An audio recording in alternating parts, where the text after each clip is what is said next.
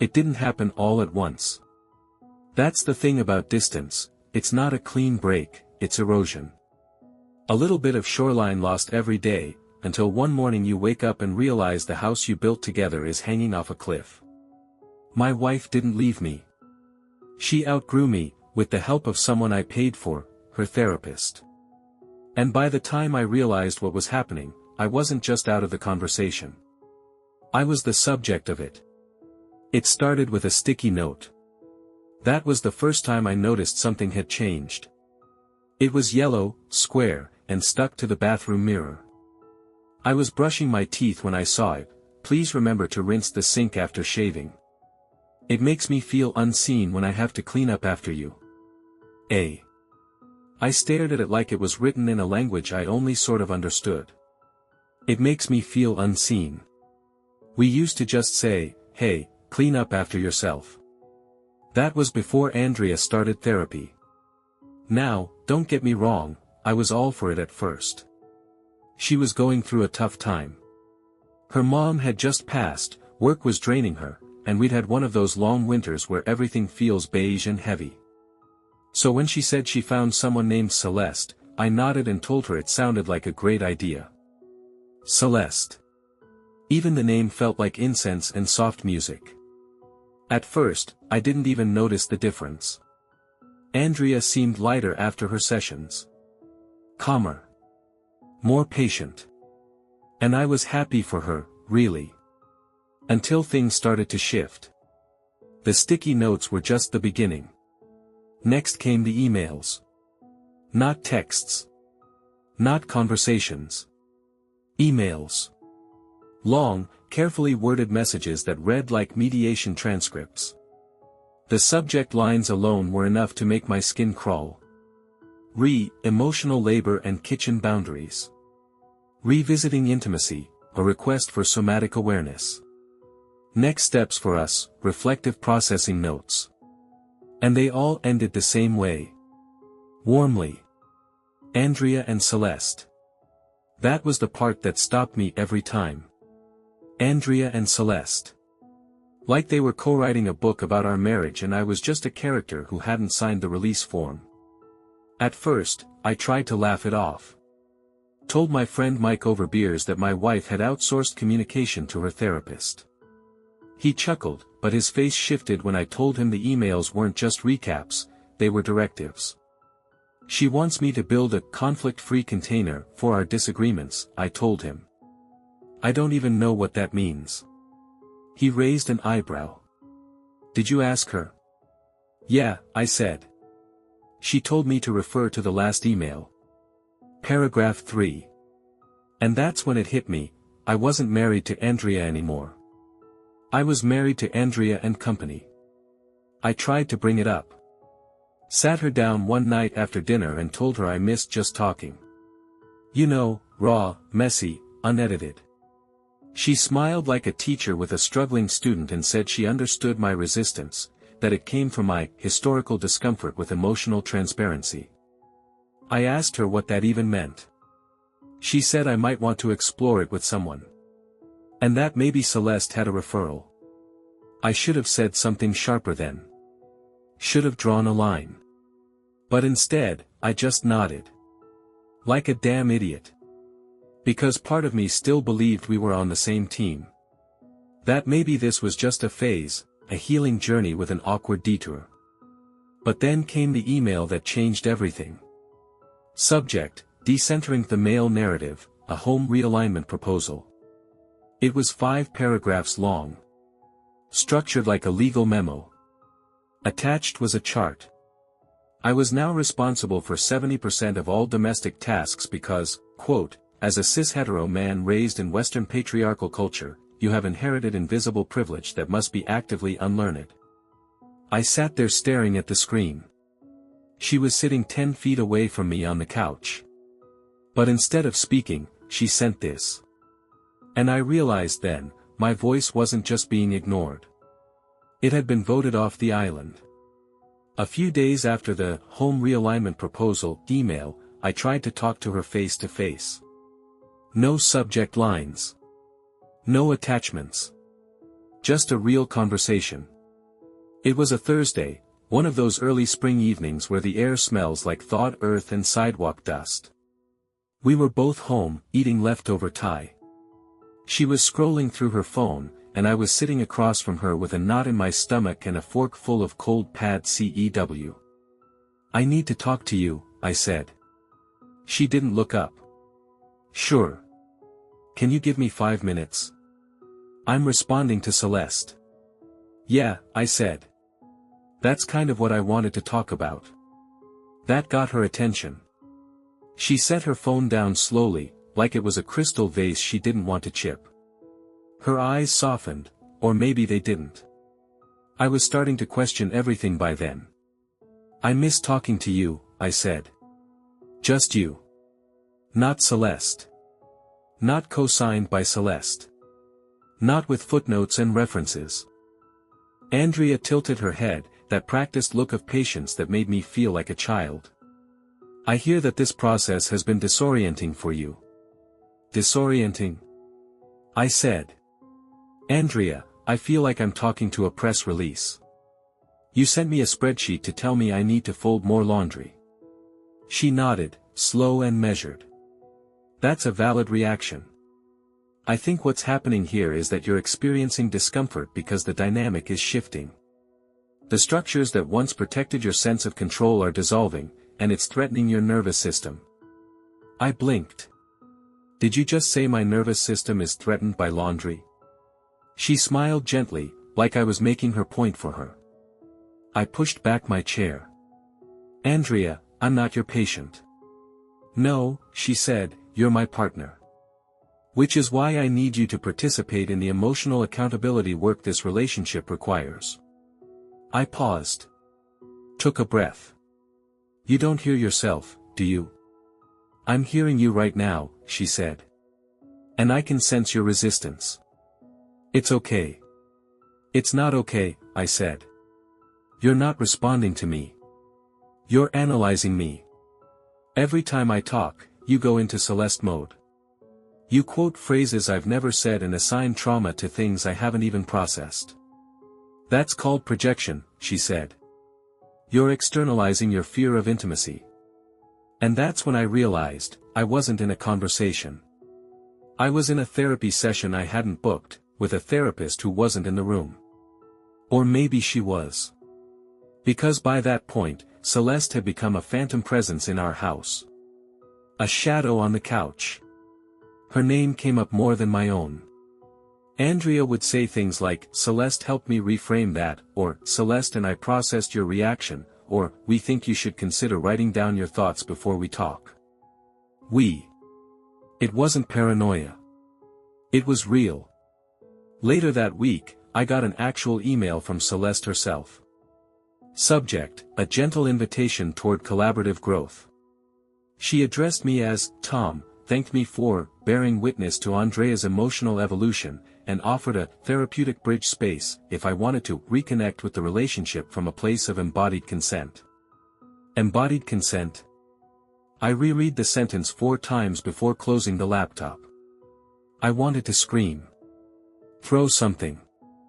I wanted to walk into our bedroom, look Andrea in the eye, and ask her who exactly she was trying to save, me, or the version of herself that didn't have to feel anything uncomfortable anymore.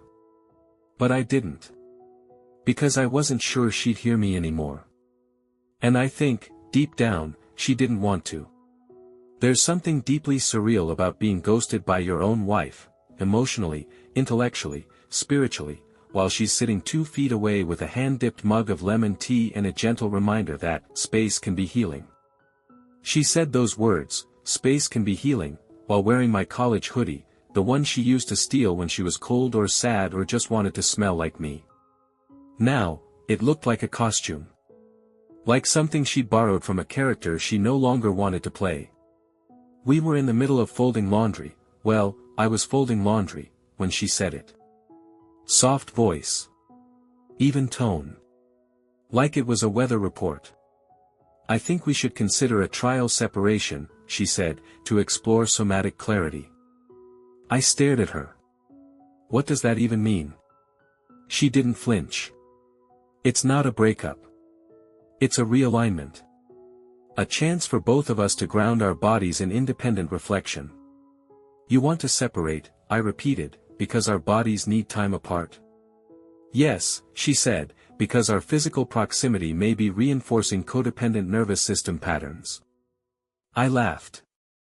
I didn't mean to. It just slipped out, that dry, tired sound you make when someone tells you gravity's an opinion. So what, you move out?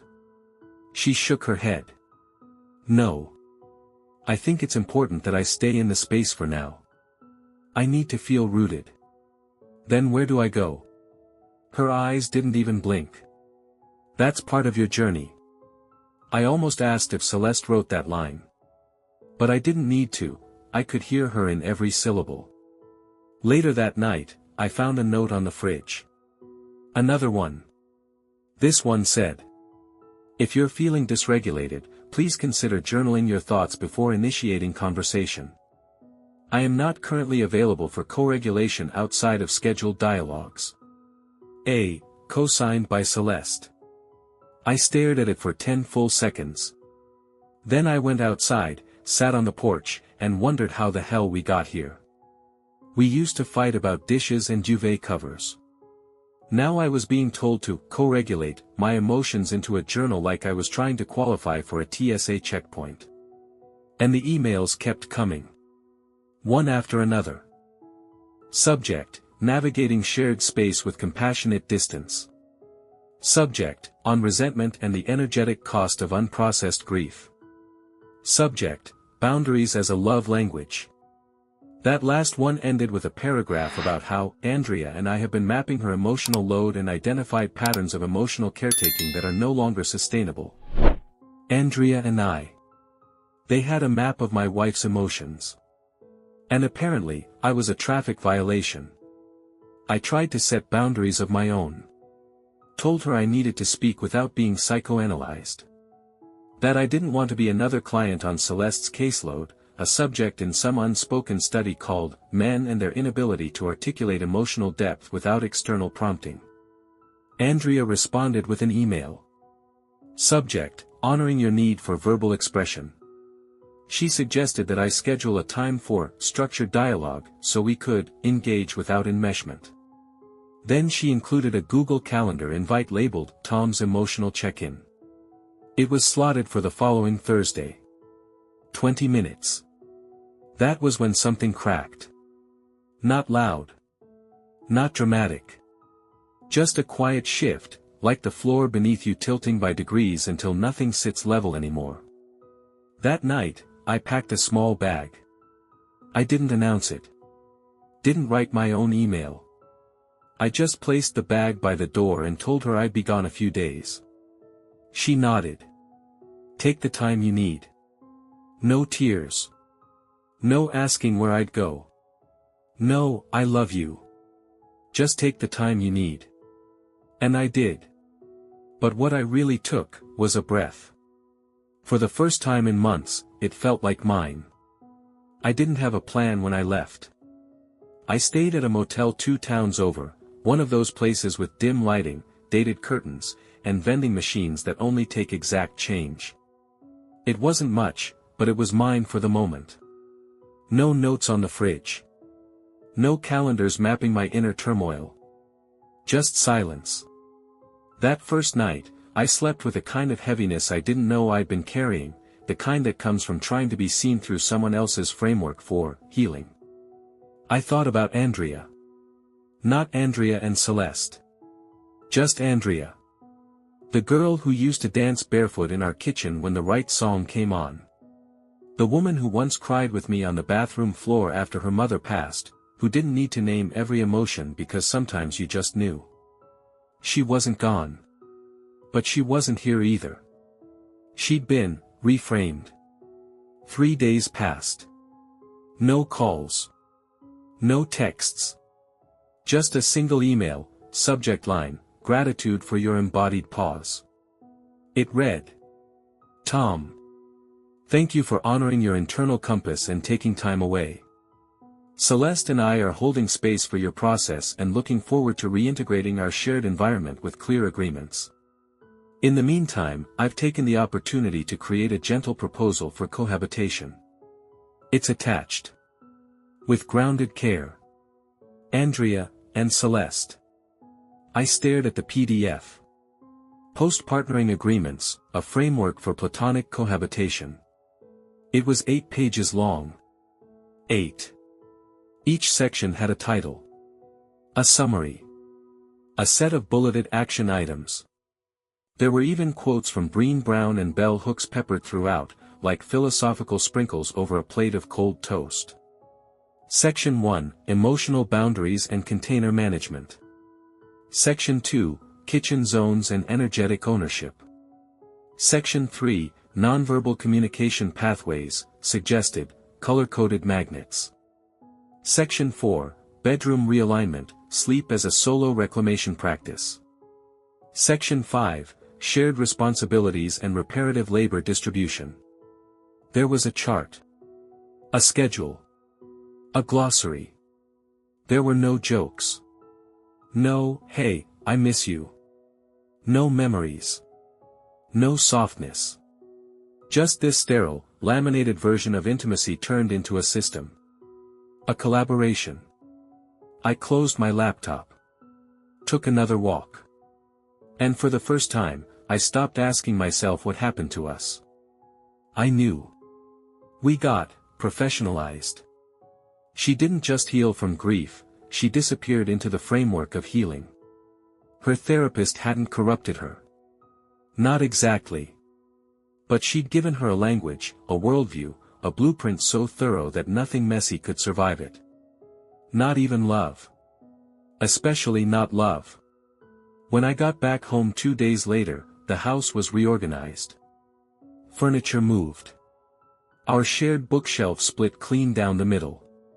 My coffee mug labeled with a small tag, Tom's, Emotional Nostalgia Acknowledged. There was a whiteboard in the hallway with a schedule titled, Somatic Checkpoints. Next to it, a note. Please review the cohabitation framework before initiating dialogue. I will be in the meditation room until 4 p.m., Andrea, N.C. Andrea, N.C. Not even her full name anymore. Just a brand. A signature. A team. I didn't unpack. Just stood there, holding my bag, staring at the note like it might catch fire and erase the past year of my life. I wasn't angry. I wasn't even sad. I was just done. Not with Andrea, necessarily. But with the endless reframing of every human feeling into something that needed a flowchart. That night, I sat in what used to be our den, now labeled the intentional reflection space, on the whiteboard, and wrote Andrea a letter. Not an email. Not a typed document. A letter. By hand. Pen on paper. It felt almost illegal in that house, like I was sneaking raw emotion past border control. But I needed to say something the way people used to, without footnotes, without a trauma glossary, without CCNG her therapist like I was submitting evidence. I wrote. Andrea. I'm not angry. I think that's important to say first. You haven't wronged me, and I'm not here to accuse you of anything. But I do need to tell you the truth. I miss you. Not the curated, emotionally literate, boundary-hardened version of you that signs off with another person's name. I mean the you who used to whisper ridiculous things in the dark just to make me laugh. The you who got mustard on her chin at baseball games. The you who once told me, after our second miscarriage, I don't want to be fixed. I want to be held. You've become fluent in a language I don't speak. And maybe that's okay. Maybe we're just two different people now. But I can't keep pretending I'm okay being a participant in a system where love is a spreadsheet and healing is a brand. So here's what I propose, not an agreement, not a cohabitation plan. Just this. Let's talk. One last time. No scripts. No Celeste. No printouts. Just us. If that's not something you can do, I'll understand. And I'll go. But if there's even a piece of you that remembers how to talk without parsing it into therapeutic modules, I'll be on the porch at 8. Love. Tom. I folded it. Slipped it under her meditation door. And waited. The porch was quiet. A little chilly. I brought out one of the old blankets she loved, the one with the frayed edges that somehow always smelled like cedar and salt. 8 o'clock came.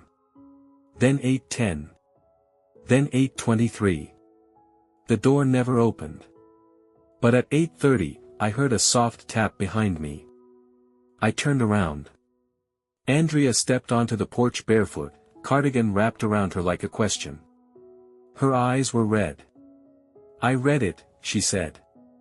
I nodded. I don't know how to talk like that anymore, she added. I felt something inside me sigh. She sat beside me. Not touching. Just near. Like we were neighbors of something we used to share. I thought if I just learned all the right language, she said, if I became fluent in my own emotions, I wouldn't have to feel them so much. And did it work? No, she whispered. It just made me better at naming the pain. Not healing it. We sat in that silence. The good kind. Not diagnostic. Just, quiet. Finally, she handed me something, a piece of paper. Typed. But not signed by Celeste. Just Andrea. Tom. You were always more patient than I deserved. Thank you for writing that letter. For not mocking my journey, even when it took me far from you. I think I lost track of the difference between healing and hiding. Celeste helped me find my voice, but somewhere along the way, I stopped using it to talk to you. I don't know if I can unlearn all of it, or if we're meant to rebuild. But I'd like to try. Andrea. We didn't jump back in. No dramatic reunion. No weepy montage of forgiveness. Just, mornings that began with coffee and ended with real conversation, awkward at first, a little rusty, but human. The post-partnering agreements disappeared from the fridge. Quietly. No announcement. I noticed one day the magnet that held them up, a little ceramic lighthouse, had been repurposed to hold up a takeout menu. That felt like a bigger gesture than anything she could have written. The house started breathing again.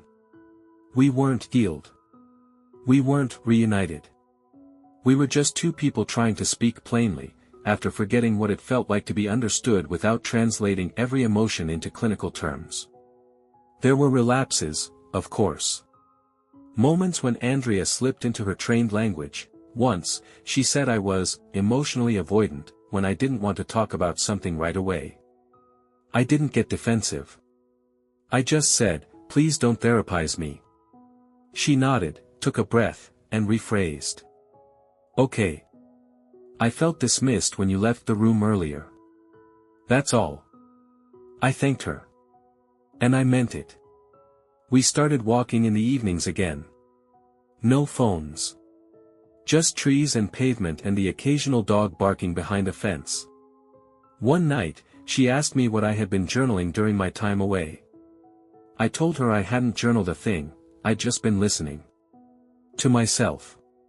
To the quiet. To the grief that doesn't fit into a worksheet. She smiled at that. There was still a drawer in the study with Celeste's business cards. Andrea hadn't cut her off. But she'd started going less. When I asked about it, she just said, Celeste helped me build the boat. But now I think I need to row it myself.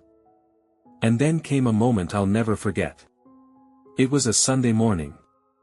We were making pancakes. She was flipping the last one, and I was pouring coffee, when she said. You know what I realized? What? I stopped trusting us. Somewhere in all that therapy speak, I stopped believing we could just figure things out without a translator. I nodded. And now? She shrugged. Now, I'm just glad you stayed long enough for me to come back. I reached over and took her hand. No speech. No quote. No formal language. Just touch. The kind that says, I'm still here. And you're still mine. Even if we had to lose our way to remember how to talk. She squeezed back. And in that moment, I realized something. We don't need to be processed, labeled, or reframed to be whole. Sometimes, all we need is to be heard. As ourselves. No signature required.